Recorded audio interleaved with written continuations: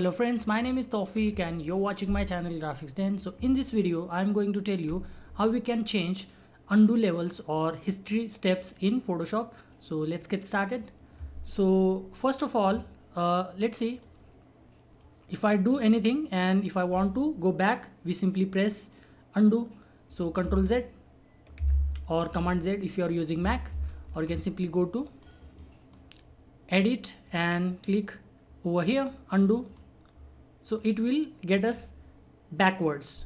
So how to specify the steps of undo or history levels? As you can see, whatever I do here, it gets stored in the history panel. So the steps are stored in history panel.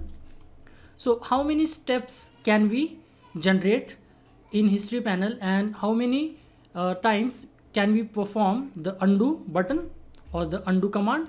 So we can change the undo levels by simply going to edit and preferences and go to performance.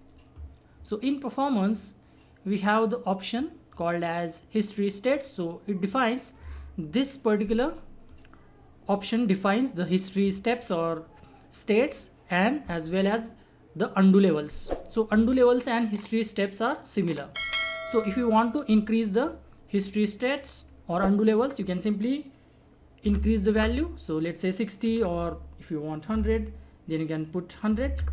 But remember one thing, before increasing the undo levels or history states, just make sure that what is the strength of your computer. So if you increase it too much, it can put a lot of stress on your computer. So make sure that it doesn't put so much of stress on your computer.